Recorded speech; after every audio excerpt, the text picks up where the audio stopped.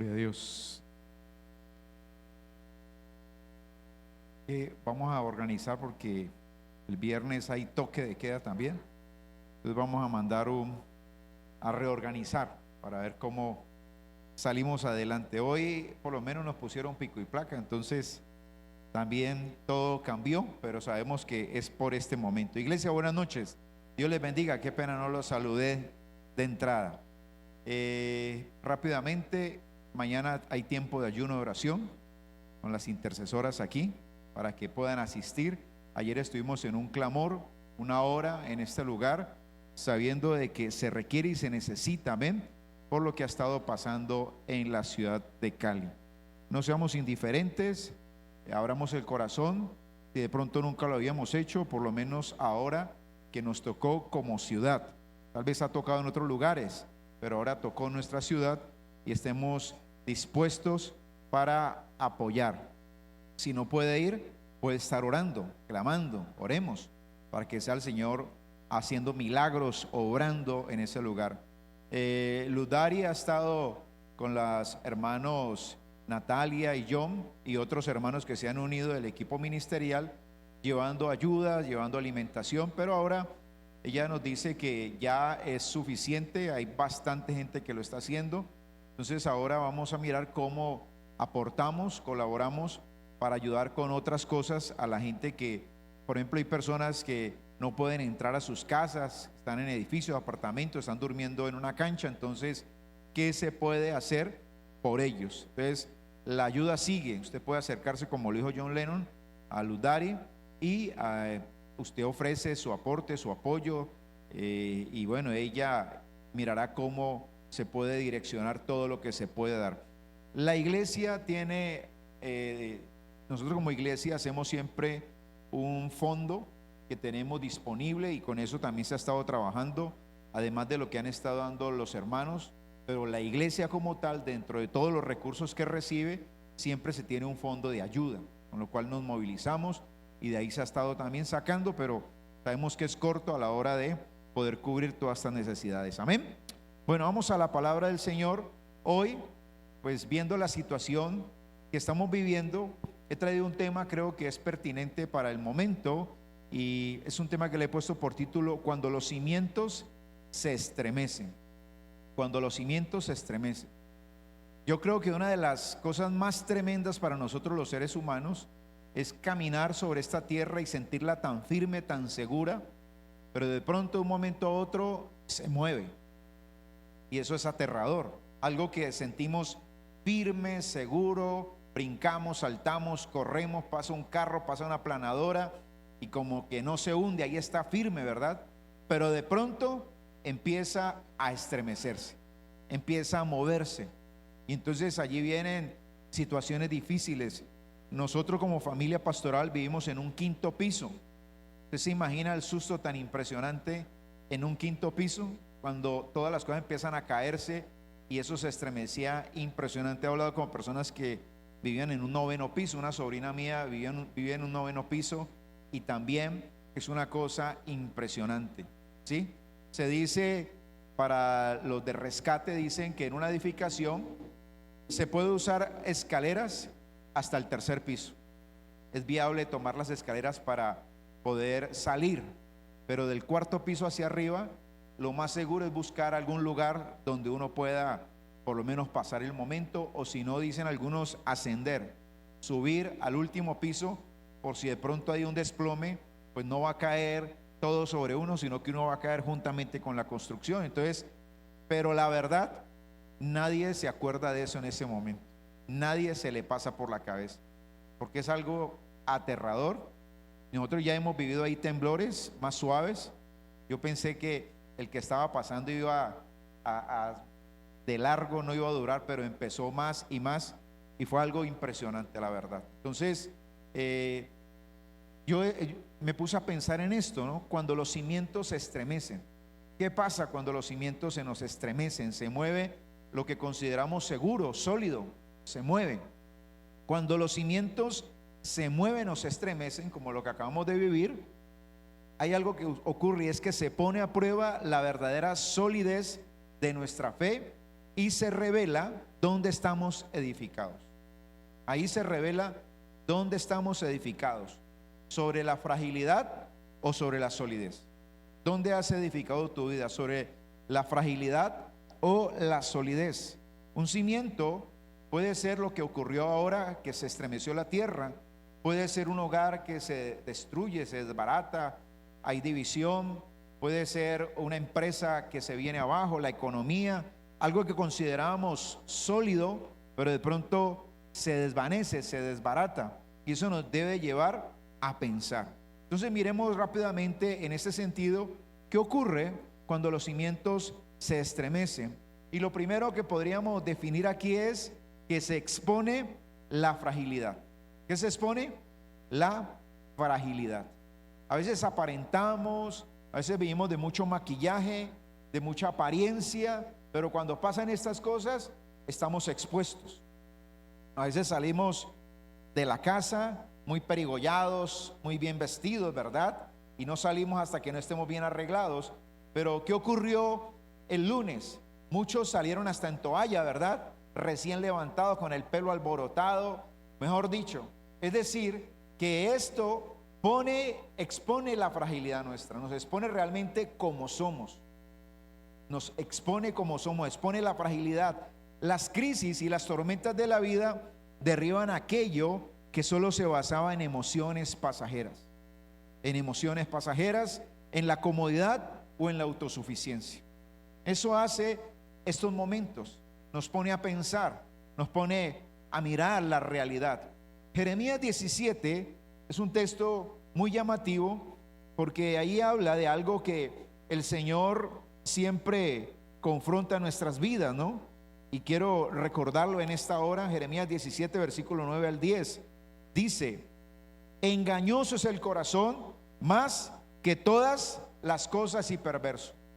Somos engañosos, pero para Dios no lo podemos engañar. Y dice: ¿quién lo conocerá? ¿Quién revelará la verdad? ¿Quién expondrá la verdadera fragilidad de nuestras vidas? Dice allí el verso 10: yo, Jehová, que escudriño la mente, que pruebo el corazón, para dar a cada uno según su camino, según el fruto de sus obras. Entonces, lo primero que encontramos cuando los cimientos se estremecen, o lo que hemos estado viviendo en estos tiempos, es la exposición de nuestra fragilidad. ¿Sí? ¿Dónde estábamos fundamentados nosotros? ¿Vivíamos por emociones, por apariencias, o realmente ahí donde vamos a mostrar el talante?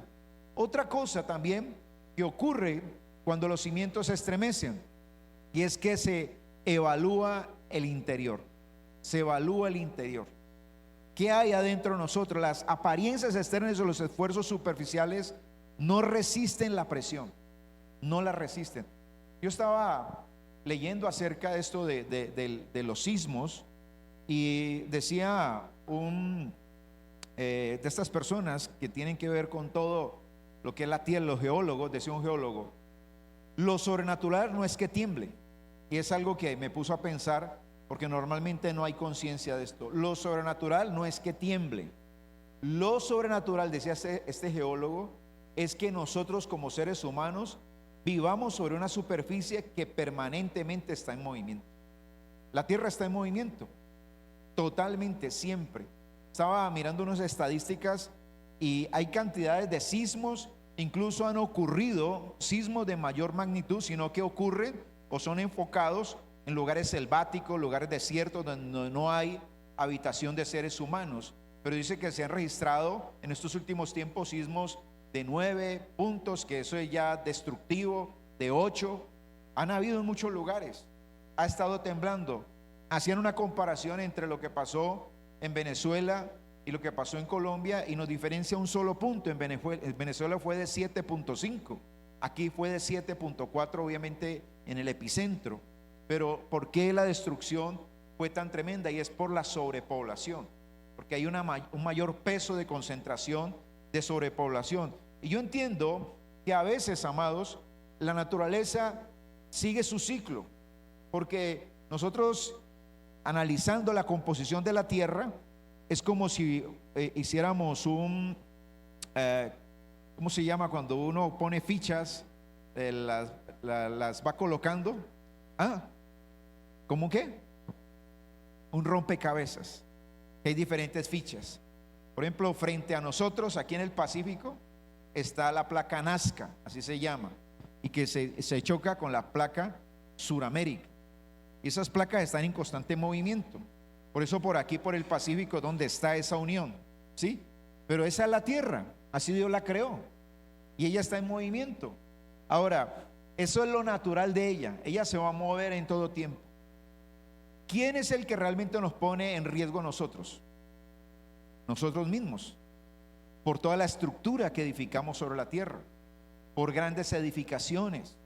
Por ejemplo, donde nosotros estamos son torres de 8 pisos. Gracias a Dios no pasó a mayores.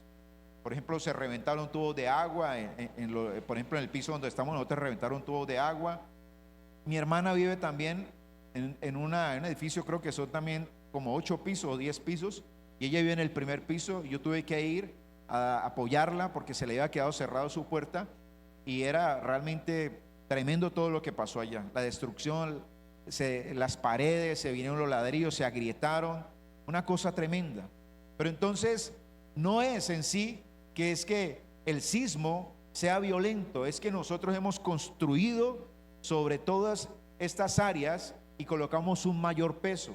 Entonces cuando se liberan esas fuerzas, se caen las construcciones, porque a veces no están bien edificadas. Y aquí dice, se evalúa el interior. ¿Cuántas de las edificaciones que se cayeron era porque realmente no estaban bien construidas, no estaban bien edificadas? El otro día con Artemio, él estuvo haciendo unos arreglos en la casa de mi suegra, y era levantar unas tapias arriba en la terraza, y yo estuve allí con él, y yo le dije a él, coloquémosle una viga de amarre.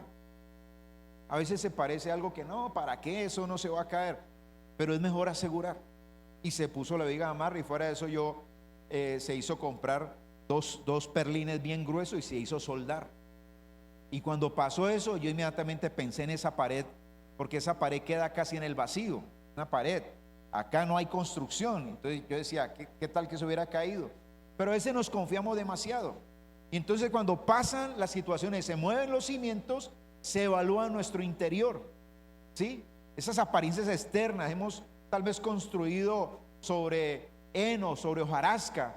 Entonces algo que tiene que pasar, porque va a pasar, nos va a poner en evidencia a nosotros. Dicen, por ejemplo, los geólogos, que las capas que chocan, ponía un ejemplo, este geólogo decía, es como usted sobreponer 2 piedras y poner peso encima. Imagínense, además del peso de la tierra, nosotros construimos encima con grandes edificaciones, ponemos peso encima. Entonces él decía, estas piedras, si no están juntas, sino que están así sobrepuestas, hay una fricción, y por el peso empiezan a cargar, hasta que llega el momento en que se deslizan. Y cuando se desliza, libera la energía, y es lo que crea todas estas olas y genera todo eso que trae esa destrucción por la carga que hemos puesto también nosotros. Y decía este hombre, esas placas pueden estar así por 1 año, 2 años, 10 años, 50 años, hasta un siglo pueden estar así. La ciencia está avanzada, pero ¿sabían ustedes que la ciencia todavía no tiene las herramientas para determinar ni el día ni la hora en que puede ocurrir un temblor ni un terremoto? No pueden, porque es algo que eso obedece a procesos de la misma naturaleza. Entonces nosotros debemos de ser conscientes que hay cosas que se mueven, que hay cosas que están determinadas, pero ¿cómo estamos edificando?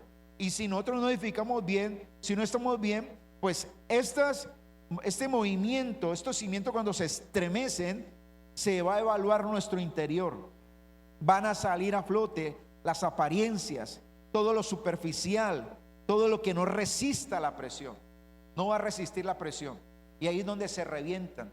Hoy iba para la casa y arrimé a una esquina a comprar algo, y yo siempre había notado esa edificación, porque han hecho una salida, está construida, y han hecho una salida, yo creo que casi 2 metros o 2,5 metros, que eso no es permitido en construcción. Y ese edificio lo están declarando que lo tienen que revisar porque está todo fracturado. O sea, la gente dice, no, yo voy a construir más allá, No importa, yo quiero, pero es que hay unas normas técnicas y si tú te pasas, cuando venga el problema va a poner en evidencia la situación. En Hebreos 10, miremos rápidamente allí, Hebreos 10, dice la palabra del Señor. Hebreos 10, versículos 35 al 39. Gloria a Dios. Hebreos 10, versículos 35 al 39 dice: no perdáis pues vuestra confianza, que tiene grande galardón. Recuerde que se evalúa el interior. Sabemos que vienen crisis, que hay nerviosismo, pero la Biblia nos manda a confiar y dice aquí: no perdáis pues vuestra confianza, que tiene grande galardón, porque os es necesaria la paciencia, para que, habiendo hecho la voluntad de Dios, obtengáis la promesa. Porque aún un poquito, y el que ha de venir vendrá y no tardará, mas el justo vivirá por fe, y si retrocediere no agradará a mi alma. Entonces vienen estas situaciones, muchos se echan para atrás, ¿verdad? Muchos entran en pánico, pero la Biblia dice: si retrocediere no agradará a mi alma. Pero nosotros, dice aquí la palabra, no somos de los que retroceden para perdición, sino de los que tienen fe para preservación del alma. Nosotros estamos llamados a avanzar aún en medio de las circunstancias, aún a pesar de que los cimientos se estremezcan. Otra cosa que ocurre cuando vienen esta clase de situaciones es que, curiosamente, y el lado positivo es que aparecen las oportunidades de restaurar. Hay oportunidades de restaurar. ¿Sabían ustedes, por ejemplo, que aunque es duro y es lamentable cuando un bosque se quema? ¿Sabían que eso es muy duro? Pero esa misma quema que ocurre permite que la naturaleza se renueve. La naturaleza es tan persistente, es tan tremenda, fue creada con esa capacidad de parte de Dios, que ella tiene la capacidad de volverse otra vez a regenerar. Y usted, después de un tiempo que ve todos esos campos que están quemados, vuelven y reverdecen. ¿Cuántas veces hemos visto, yo de que tengo memoria, que se queman las montañas de Cristo Rey o el Cerro de las Tres Cruces? Y uno ve eso todo quemado, y pasa el tiempo, y con el tiempo vuelve y reverdece. Entonces, siempre que pasan estas cosas, el lado positivo es que aparece la oportunidad de restaurar la vida. Hoy estaba en un lugar y entonces decía una persona: ay, no, pero es que ahora todo el mundo le manda a uno a decir que se ponga a cuentas con Dios, que mire que es el fin del mundo. Y yo le dije: mira, es que es algo real, le dije yo. Y yo creo, le decía a él, que todo esto nos debe llevar a una reflexión, a volver a reorientar el camino. Como cuando tú vas a un sepelio, a una velación, esa situación de ver a una persona allí muerta te debe de hacer conciencia. ¿Qué estás haciendo con la vida? ¿La estás aprovechando como Dios manda? ¿Estás haciendo lo correcto? Acabamos de pasar un momento crítico, tal vez muchos, y siendo honestos, pensamos que ya nos íbamos a morir, que nos iba a venir toda esa edificación encima, o que ya no íbamos a poder pasar, sobre todo aquí en Cali, imagínense Pereira también, todas estas zonas que fueron tan afectadas. Pero pasamos, gloria a Dios. Entonces, ¿ahora qué queda? Pues logramos pasar, Dios nos dio la oportunidad. Entonces debe de aparecer la oportunidad de restaurar. Restauro mi fe. Si mi fe con esto se probó que está débil, tengo que fortalecerla en el Señor. Tengo que afianzarme más en el Señor. Tengo que abrazar, agarrarme más del Señor. Dios a veces permite que se sacuda lo inestable para destruir lo defectuoso y reconstruir una base profunda basada en su obediencia y su amor. Dios permite cosas. A nosotros nos cuesta trabajo, pero hermanos, una de las cosas que nos ayuda a sobrepasar todos estos momentos es entender que Dios es soberano y que Él tiene el control. Y si de alguna manera sucedió, bueno, algún sentido tendrá. Algún sentido tendrá. Este es el momento, decía alguien, bueno, si una edificación logró, por ejemplo aquí en Cali, pasar esto que estremeció tan fuertemente, es porque, bueno, por lo menos está bien construida, ¿sí? Lo que se tenía que caer se cayó. Lamentablemente ahí están las vidas, que eso es lo que duele. Ahí están. Pero es algo que va como de alguna manera depurando. Esas situaciones difíciles tan fuertes ayudan también a depurar incluso nuestra vida, nuestra alma. nos liberan de cosas que uno entra a pensar, hombre, esto no debería de ser. Hablaba ayer alguien que ofreció una ayuda que no está aquí en la iglesia, es parte de mi familia, y me decía, ayer me decía, tengo una buena noticia, me aprobaron para un carro nuevo, pero me dice, pero ahora con lo que pasó lo estoy pensando, porque la verdad he entendido que tiene más valor mi mamá, mis hijos, mi familia. A veces estamos pensando en muchas cosas materiales y hemos perdido el valor de lo que realmente debería de tener valor. Usted viera en la unidad donde yo vivo, cuando empezó a temblar, al rato que sonaron las alarmas y evacuamos, ¿qué ocurrió con la gente que tenía sus carros lujosos adentro?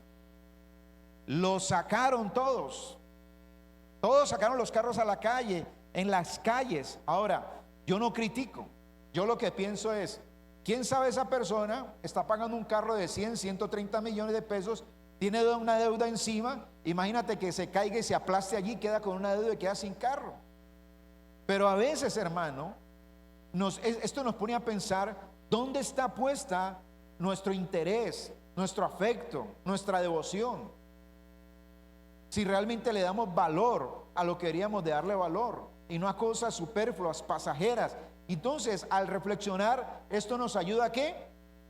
A restaurarnos. Es la oportunidad de restaurarnos.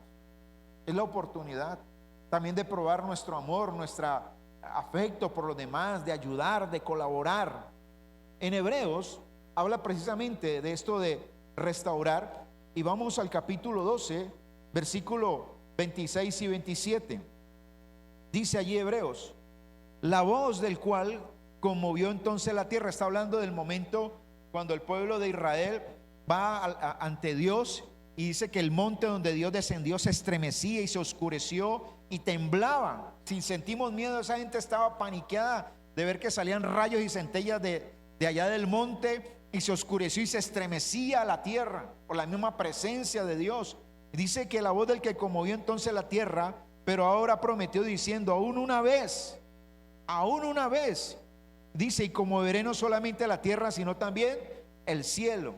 Dios, aquí dice, Dios estremece, conmueve, mueve. Como cuando tú mueves un colador, un sedazo, para, hermano, que caiga lo que tiene que caer, mueve. Y eso es lo que muchas veces pasa, a veces no lo entendemos de esa manera. Dice, y esta frase aún una vez indica la remoción de las cosas movibles como cosas hechas para que queden las inconmovibles. La idea de esto ahora es, hermanos, ¿dónde está nuestro afecto? ¿A qué realmente le damos el valor nosotros? Triste lo que voy a decir, y Dios nos guarde, pero imagínate que en estos momentos aún nos estuvieran velando a nosotros, o tuviéramos que estar velando a un familiar porque murió. ¿Y dónde quedó todo? Entonces te das cuenta que esto también nos ayuda, o nos da la oportunidad de restaurarnos, de restaurar nuestras vidas, de realmente enfocarnos en lo que debemos, de darle verdaderamente valor a lo que debemos. Mire, hermano, a veces no le damos valor a la familia. Y yo le pregunto, en un momento de estos, ¿dónde uno puede hallar el mayor refugio? En su propia familia. Joven que estás aquí, que vives en la casa de tus padres, si te dio temor esto que pasó porque lo experimentaste, ¿dónde te has refugiado? En tus padres. Pero a veces los jóvenes desprecian al papá o a la mamá. Usted no sabe, no, usted esto, ay, usted tan cansón, usted tan cansona. Pero miren en este momento, ¿dónde está el refugio? A la cama del papá o la mamá, ¿verdad? A refugiarse allí. Entonces empiezan a salir a flote, hermano, los verdaderos valores. Ya no nos va a refugiar ni la casa ni el carro, hermano. Necesitamos el afecto, el calor de nuestra familia, que nos rodee. Entonces sí, nos da una oportunidad de ser restaurado. Y como dice aquí, hermano, para mover las cosas movibles, la remoción de las cosas movibles, para que queden las inconmovibles. La inconmovible, hermano, es lo que no podemos medir en términos materiales. Es algo afectivo, algo que está más allá, que nos une, que nos ayuda a permanecer juntos, y que es lo que necesitamos en estos momentos. Amén. Miremos una perspectiva bíblica de esto, y usted seguramente lo habrá leído en Mateo 7, versículo 24 al 27. Mateo 7, versículo 24 al 27, precisamente nos habla de los dos cimientos, o también la parábola conocida como los dos constructores, dos personas que construyen de maneras diferentes. Y esto es aquí una confrontación que el Señor hace después de el sermón del monte, que ha dado todo un sermón a la gente. Entonces termina toda la enseñanza que dio, que viene en los capítulos anteriores, y cierra ese sermón contando esto de los dos cimientos o los dos constructores. Mateo 7, 24 al 27 dice, Jesús hablando, dice: cualquiera pues que me oye estas palabras. Usted y yo somos cristianos, venimos a la iglesia, leemos la Biblia, constantemente estamos siendo expuestos a la palabra del Señor. Deberíamos escuchar la voz de Dios, deberíamos de atender la voz de Dios. Dice el Señor que cualquiera que le oye estas palabras, y no solamente las oye, dice, y las hace. Santiago dice que no seamos solamente ¿qué? Oidores, sino hacedores, hacedores, y las hace. Le compararé a un hombre prudente que edificó su casa sobre la roca. ¿Quién es la roca? Cristo es la roca, y por su palabra somos edificados. Hermanos, puede, hermano, que nos agrade lo material, y es importante, yo no le voy a decir que no, pero en un momento dado uno sabe, hermano, que lo único que nos va a sustentar es nuestra confianza y nuestra fe en Dios. ¿Qué tanto nosotros tenemos del Señor? ¿Qué tanto realmente hemos escuchado al Señor y hemos puesto en práctica lo que Él nos ha dicho? Y esto, conforme a lo que dice ahí, nos ayuda a edificar sobre algo sólido, que es la roca. Descendió lluvia y vinieron ríos y soplaron vientos y golpearon contra aquella casa y no cayó. Si tú estás cimentado sobre la roca que es Cristo, a pesar que vengan todas esas cosas, tu fe te va a ayudar a permanecer y no vas a caer. No vas a caer. Mire la cantidad de personas que han entrado en pánico, personas incluso que les ha costado hasta dormir, conciliar el sueño, porque están pensando qué va a pasar, y acá nada se despierta, y es un sobresalto. Nosotros tuvimos que volver, el lunes nos fuimos donde unos familiares, pero volvimos al apartamento, al 5.º piso. Y mi hija me decía, no, pero yo le digo, ¿y para dónde nos vamos? Esa es nuestra casa, tenemos que irnos para allá.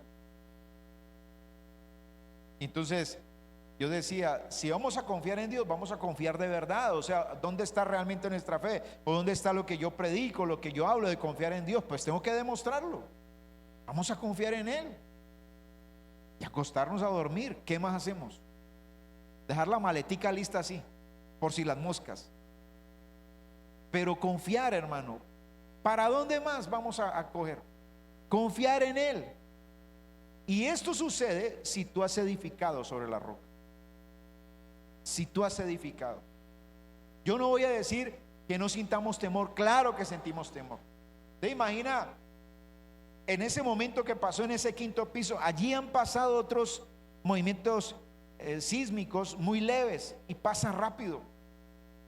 Pero hermano, yo estaba esperando que pasara como el otro momento, y parecía que más se alargaba y más violento se ponía y más se movía ese apartamento. Y yo empecé a orar durísimo. Yo levanté mi voz, empecé a clamar y a decirle: Señor, ten misericordia, Padre. Y yo era agarrado del lavaplatos, porque me cogió ahí lavando algo en la cocina. Y ahí me quedé, hermano, y yo clamaba a voz en cuello, clamaba, empecé a clamar. ¿Qué más hacemos? Y yo no le voy a decir que no tuve por un momento pánico, claro, miedo, era real. Después dieron la alarma y todo el mundo salió disparado. La vecina del frente, yo salí a mirar y había salido corriendo y dejó la puerta abierta. La gente salía disparada, salían en pijamas, con el cabello hecho un greñero como fuera. Querían salir corriendo del miedo que de pronto se repitiera otra vez eso. Pero si realmente hemos confiado en Dios, nosotros no es que no nos vamos a asustar, pero sí vamos a tomar las cosas de otra manera. Y vamos a poder realmente ¿qué? Descansar en Él. Yo siempre recuerdo la historia, rápidamente la cuento. Yo fui un niño y un joven muy miedoso. Yo era extremadamente miedoso. Si alguien aquí es miedoso, pues yo le entiendo, porque yo era extremadamente miedoso. Yo no podía dormir solo. Siempre me ponían con mi hermano, que es un año mayor que yo. Y si yo de noche me despertaba a medianoche con ganas de orinar, él estaba al lado mío y me agarraba. Yo parecía una estatua allí, pero sí mi mano se movía y me agarraba a pellizcarlo duro para que se despertara. Y entonces él se levantaba enojado. Y yo le decía, quiero ir al baño. Pero como mi mamá le decía que tenía que acompañarme, porque mi mamá sabía que yo era miedoso, entonces a la regañadiente se paraba y me acompañaba al baño. Yo era muy miedoso. Cuando ya fui creciendo, fui siendo jovencito, llegaba la noche y si mi hermano no había llegado, para eso que la pieza donde dormíamos era súper oscura, y si mi hermano no había llegado, yo sin decirle nada de nadie corrí y me acostaba temprano antes que apagaran todas las luces, y era pidiendo que me durmiera antes que apagaran las luces, para que cuando apagaran las luces yo ya no viera nada oscuro y estuviera dormido. Pero si yo me despertaba y mi hermano no estaba y estaba oscuro, yo quedaba con una paleta así. Entonces me tiraba como pueden tirar la cobija de la cabeza hasta los pies, y sudaba, hermano, allí como, mejor dicho, como arroz sudaba allí. Y yo no me movía, porque yo sentía que me iban a agarrar, que me iban a coger los pies. Yo escuchaba ruidos, una cosa impresionante. Conocí al Señor a mis 14 años y seguía con los temores.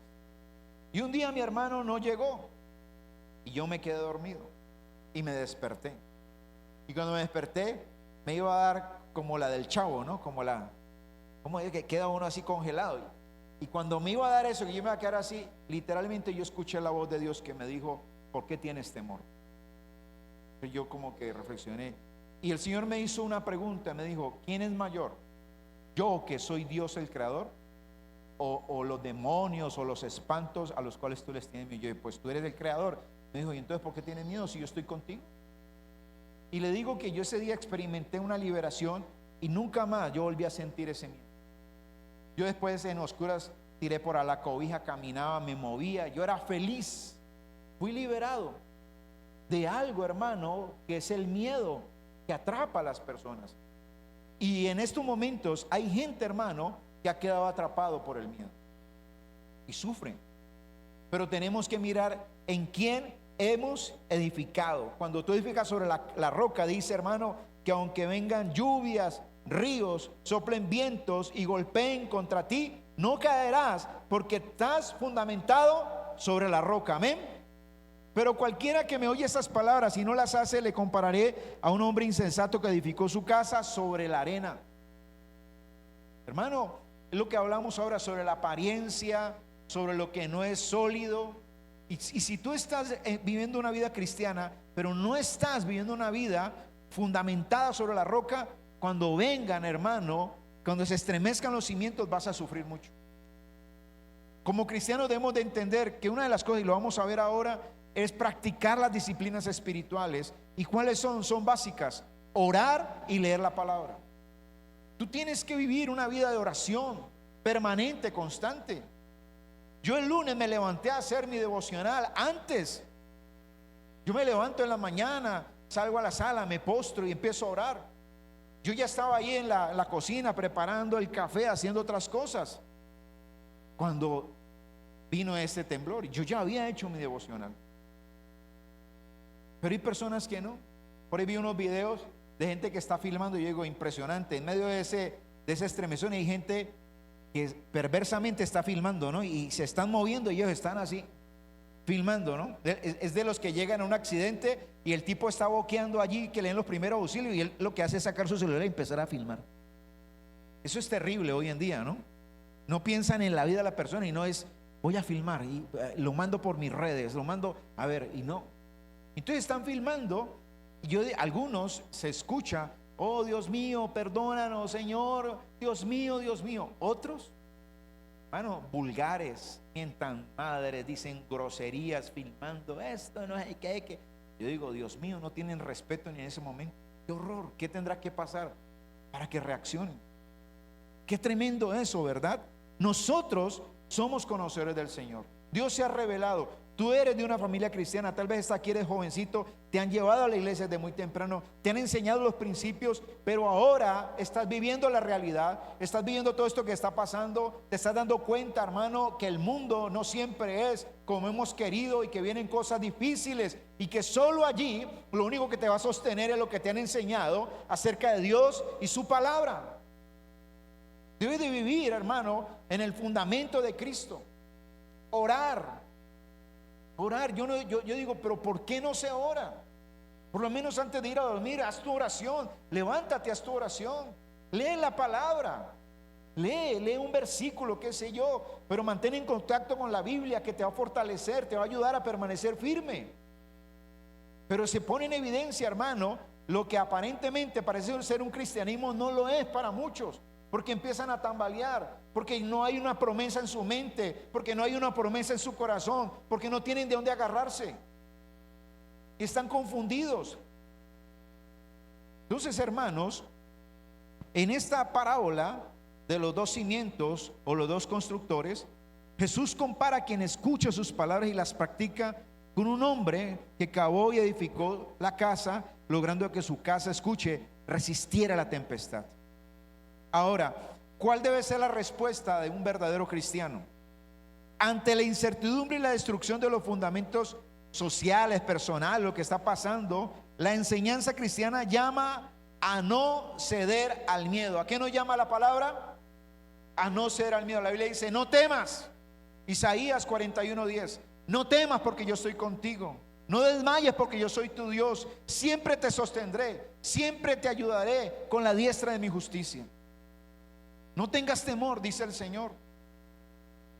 La Biblia nos manda a no temer, porque la Biblia nos enseña que cuando somos atrapados por el miedo, quedamos subyugados, quedamos esclavos del temor. Y por el temor nos imaginamos cualquier cantidad de cosas. Por el temor, hermano, nos enfermamos. Por el miedo, nuestros órganos empiezan a descomponerse, a no funcionar bien. Usted sabe, hermano, en una familia, cuando hay una mala relación y se siente opresión, o se siente desprecio, o se siente agresión, eso lesiona nuestro ser interior y empieza a afectarnos, nos empieza a dañar y empiezan las enfermedades.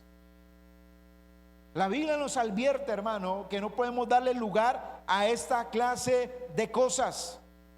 Nos llama a no ceder al miedo, recordando que la seguridad del creyente depende de cuán grande y firme es nuestro Dios. Tú tienes que recordar cuán grande y firme es tu Dios. Amén, no es cualquier Dios, es el Dios de dioses, Señor de señores. El Salmo 112, versículo 7. Salmo 112, versículo 7. Dice la escritura, hablando de los hijos de Dios, dice, no tendrá temor de malas noticias. La Biblia dice que nosotros no tendremos temor de ¿qué? Nuestro corazón, dice, su corazón estará firme, confiado en Jehová. Por eso no tendrá temor, porque su corazón está firme y confiado en Dios. Salmo 84:12. Ese fue el texto que Artemio mandó esta mañana en la lectura bíblica. Salmo 84:12, que dice: Jehová de los ejércitos, dichoso el hombre que en ti confía. Si, hermano, nos hemos vuelto, hermano, una pelusa de miedo, una gelatina de miedo, es porque no estamos confiando en el Señor. Y tenemos que, hermano, confrontarnos y replantear la situación y decir, ¿estoy confiando o no en el Señor? Hablarnos a nosotros mismos. Hablarnos. ¿Qué está pasando en nosotros? ¿Por qué estamos así? ¿En quién realmente estamos confiando? Escuche, la paz cristiana no es la ausencia de problemas. Diga conmigo, la paz de Cristo no es la ausencia de problemas.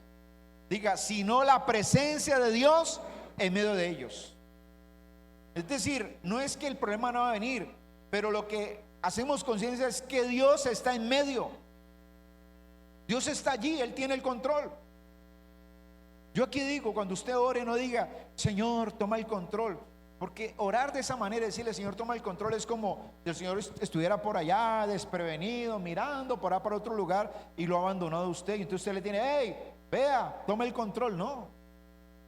En la oración debemos de enfatizar que Dios tiene el control, porque Él lo tiene, y nos da seguridad de saber que Él tiene el control. Aunque parezca difícil, Dios tiene el control. Amén. Aunque parezca difícil.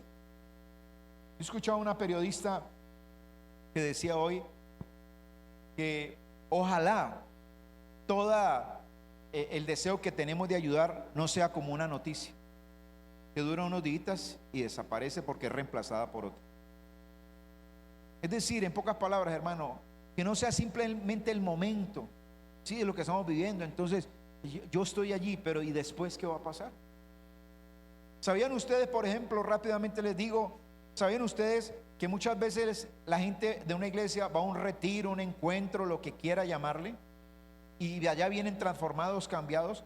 Pero se han hecho estudios que son muy pocos los que perseveran. La gran mayoría vienen con un cambio, pero no lo cuidan, no lo guardan, y con el tiempo se desvanece y se acaba. Vuelven a lo mismo. Vuelven a lo mismo. Y la vida, hermano, uno tiene que mirarla que tiene que ser de avanzar, no de permanecer en lo mismo, mejorar. Por eso lo que yo decía ahora rato, hermano, que aparece la oportunidad de restaurar, de hacer cambios, de hacer ajustes. Amén. Hay algunos pasos prácticos que quiero compartir ya para finalizar acerca de la paz que debemos de tener, porque todos necesitamos en este momento tener paz, tener paz. En Filipenses 4, versículos 6 y 7, ahí en esos versículos hay contenido un potencial tremendo. Leamos, ¿qué dice? Por nada estéis, ¿qué? ¿Usted sabía que eso está escrito ahí en la Biblia? Entonces usted dice, yo no sabía. Bueno, ya hoy usted sabe que ahí en la Biblia dice que por nada estemos, ¿qué? Aún a pesar de lo que pasó. Incluye esto y nos dice que ni aún por esto no debemos de estar, ¿qué? Afanosos. ¿Qué es estar afanoso? Con desespero, con ansiedad. Por nada estéis afanosos, sino sean conocidas vuestras peticiones delante de Dios. ¿Cómo? En toda oración y ruego, con acción de gracias. ¿Qué va a traer de resultado? Dice, y la paz de Dios, en griego es el ireneo de Dios, el irene de Dios, que es la paz en medio de la tormenta. La paz de Dios que sobrepasa todo entendimiento, guardará vuestros corazones y vuestros pensamientos en Cristo Jesús. Escuche, nuestros corazones y nuestros pensamientos. Entonces, en ese orden, conforme a lo que acabamos de leer ahí, lo primero que podemos decir para hallar la paz, pasos prácticos. Primero, diga conmigo, debo de entregar mis cargas. Entregue sus cargas, entréguelas, no las cargue más. Entrega tu ansiedad a Dios mediante la oración sincera. Ve delante de Él, dile cómo estás. Entrégale esa carga, no la lleves tú no puedes. Háblale con honestidad sobre tus temores, vaciando tu corazón ante Él, para que su Espíritu Santo te llene de calma. En primera carta de Pedro, capítulo 5, versículo 7, los hermanos lo van a poner allí. Hay una promesa muy hermosa. Dice, echando toda vuestra ansiedad sobre Dios, sobre el Cristo, porque Él tiene cuidado de nosotros. Eche toda su ansiedad, su temor. Ahí es donde se hace evidente la necesidad de orar. Orar. Para mí, yo le puedo decir, la oración ha sido mi refugio en Dios. Es donde yo voy suelto, donde Dios habla a mi corazón. La oración. Y si hoy te das cuenta de que todo ese temor que tienes es porque has abandonado ese lugar de comunión con Dios que es la oración, vuelve a Él otra vez. Empieza con algo pequeño y vas aumentando hasta que tengas la capacidad de tener un buen tiempo de oración con Dios, porque te va a ayudar. Vas a poder descansar en Él. Amén. Segundo punto, gobierna tus pensamientos. Diga conmigo, hay que gobernar nuestros pensamientos. Amén. Rechaza los escenarios trágicos imaginarios. Hermano, venga, si usted tiene tendencia al miedo, ¿qué hace viendo todas esas imágenes que mandan por internet, por WhatsApp, por amor a Dios? Si usted sabe que eso le hace daño, si usted sabe que algo le cae mal cuando se lo come, pues no se lo coma para que no esté con dolor. Entonces evite estar viendo esas cosas, rechácelas. Pero la curiosidad, ¿verdad?, de estar abriendo y estar mirando, y por ahí dicen, es que viene otro temblor peor, si este pasó va a ser algo más terrible, y entonces viene el fin del mundo, y entonces no sé qué, y una cantidad de cosas, hermano, y la gente la van hundiendo en el pánico. No, ahora yo le pregunto, ¿usted se ha detenido a mirar cuántas de esas cosas las construyen por medio de la inteligencia artificial? ¿Saben que han encontrado cantidad de imágenes y de cosas que mandan que no son de aquí, que son de otros lugares, y las han acomodado? Porque quieren generar ese pánico. Por eso dice, para tener la paz, gobierna tus pensamientos, llena tu mente de forma voluntaria con las promesas bíblicas. Recuerda las promesas bíblicas. Yo tanto el lunes como el martes mandé por audio, lo leí, dos salmos muy hermosos, Salmo 121 y el otro, el Salmo 46, que son hermosos. O Salmo 91. ¿Cuántos saben el Salmo 91? ¿Ah? ¿Cómo dice? El que habita al abrigo del Altísimo morará bajo la sombra del Omnipotente. Diré yo a Jehová, tú eres mi escudo, mi refugio, ¿verdad? Mi Dios en quien confiaré. Él me librará del lazo del cazador, de la peste destructora. Con sus plumas me cubrirá, bajo sus alas estaré seguro. Escudo y adarga es su verdad. No temeré terror nocturno, ni pestilencia que ande en oscuridad, ni nada de esas cosas, ni de día, hermano. Ahí está en el Salmo. Ya hoy en día no está la práctica de memorizar la Biblia, digamos, de memorizarla para repetirla en nuestra mente. Hace muchos años aquí se congregó una señora, y esa señora, ella sufría mucho de insomnio y como de depresión, de estrés. Y yo siempre le decía, lea la palabra, hermana. Y orábamos. Y un día llegó aquí y me dijo, pastor, tuve una crisis anoche tan impresionante, pero recordé lo que usted me decía, leer la palabra. Y se sentó a leer la Biblia. Dice que agarró los salmos y empezó a leer cualquier cantidad. Leía y leía y leía salmos. Y dice, llegó un momento donde yo sentí una paz y pude dormir tranquilo. Es real. Así como cuando usted dice que se toma la toal pasta, que eso le va a hacer efecto, pues yo le digo, la palabra es real en nuestras vidas y hay que tenerla. Amén. Hay que tenerla. Hermanos, llenemos nuestra mente voluntariamente con promesas bíblicas, enfocándote en lo que es verdadero, puro, noble y digno de alabanza. ¿Qué dice Filipenses 4:8? Ahí está seguidito. ¿Qué dice? Por lo demás, hermanos, todo lo que es verdadero, todo lo honesto, todo lo justo, todo lo puro, todo lo amable, todo lo que es de buen nombre, si hay virtud alguna, si algo digno de alabanza, en esto pensar. Yo le puedo decir, hermano, que yo casi no he visto cosas de las redes, porque sé lo que eso puede producir. Amén. Sí. Otro punto, otro paso práctico para hallar la paz: sea agradecido. Diga que está a su lado, hay que ser agradecido. ¿Cuántos en vez de paniquearse se han sentado y han dicho, gracias porque me conservaste la vida? Mire, tengo mi familia, no nos pasó nada, gracias a Dios. Tal vez mi casa donde estoy es muy humilde, pero no se vino abajo. Gracias, Señor. Gracias. Estoy agradecido. Allá en Filipenses 4, al final de la oración, dice que hagamos la oración al final con acción de gracias. En 1 Tesalonicenses 5:8, ¿qué dice? 5:18. Dad gracias en todo, porque esta es la voluntad de Dios para con vosotros en Cristo Jesús. Demos gracias. Demos gracias.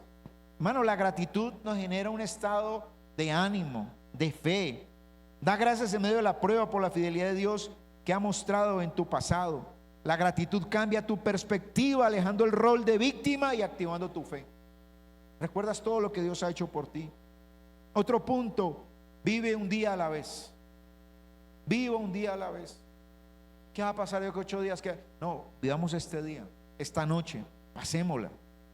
Concéntrate únicamente en la responsabilidad y fuerzas que tienes para las próximas 24 horas. Hay gente, hermano, que en otros lugares que quedaron sepultadas bajo escombros. ¿Y cómo lograron vivir? Ellos aplicaron esta regla: un día a la vez. Un día hasta que lo rescataron. No es lleno de, no, me voy a morir, no. Este día pasa, mañana me van a rescatar. Y un día a la vez, hasta que los encontraron y los sacaron. Un día a la vez. Hermanos, Dios provee el maná diario. Al pueblo de Israel Dios le daba la comida todos los días, y Dios les prohibió coger de más, porque la idea es que ellos dependieran de Dios todos los días, todos los días. Hermano, lo más seguro que tenemos es el presente. El pasado ya se fue, errores, aciertos, pero ya no podemos hacer nada. Y el futuro es incierto, todavía no ha llegado, ni sabemos. ¿Qué es lo más seguro que tenemos? Hoy, ahora, este momento. Vive un día a la vez. Preocuparse por el mañana solo duplica la angustia del hoy. No ha llegado la noche y estoy estresado. ¿Qué va a pasar? No, voy a vivir el día. Llega la noche. Bueno, Señor, tú me vas a acunar, voy a estar en tus manos, tú me vas a proteger. Y por último, busca refugio comunitario. ¿Qué debemos de buscar? Es decir, rompe el aislamiento compartiendo tu carga con tus hermanos en la fe o líderes espirituales maduros. Habla con otros, cuéntales qué está pasando con tu vida.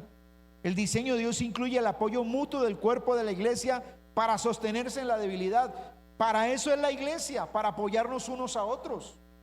Mire lo que está pasando en Cali, hermano. No voy a hablar mal de otras entidades, pero lo que se está diciendo es que el gobierno y todas las entidades territoriales han sido muy lentas para llegar con efectividad con las ayudas. ¿Y sabe quiénes saltaron y fueron de una? Las mismas comunidades. La gente, hermano, recogiendo cosas, llevando comida. No pertenece ni a la Cruz Roja, ni al gobierno, ni a la alcaldía, ni a la gobernación, pero la gente está haciendo su deber.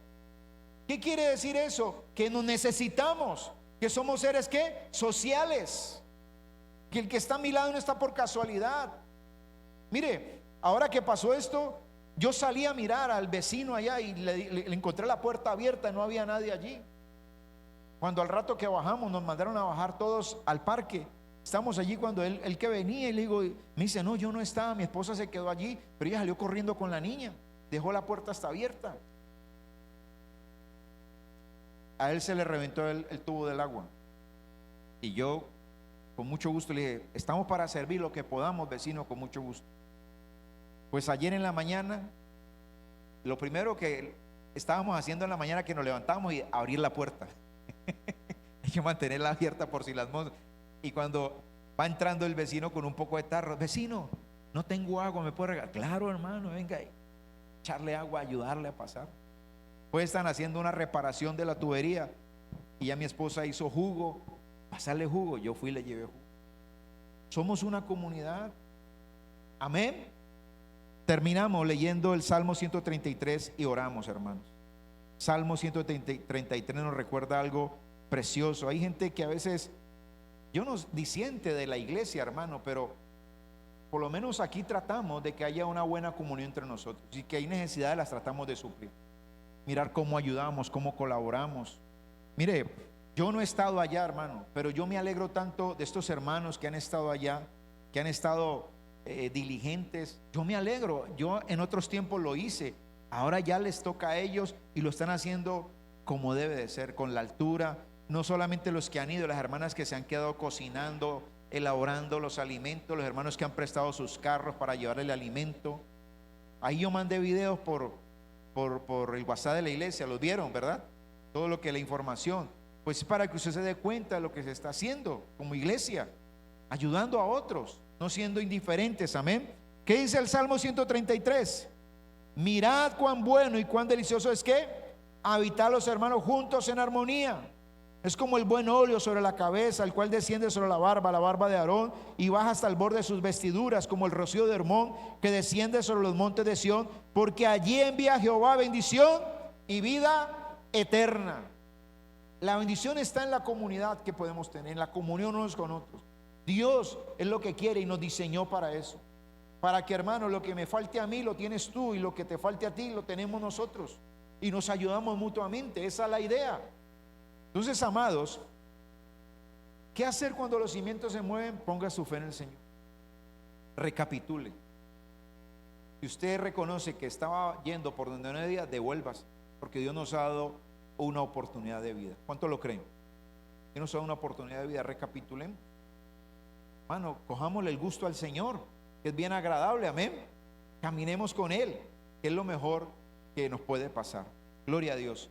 Creo que el tema de lo que viene ahora, que es el toque de queda, es a partir de las 9, ¿sí o no? Bueno, entonces vamos a hacer de una vez para este viernes, que es el clamor que teníamos. Vamos a hacerlo como lo hicimos ayer, de 7 a 8.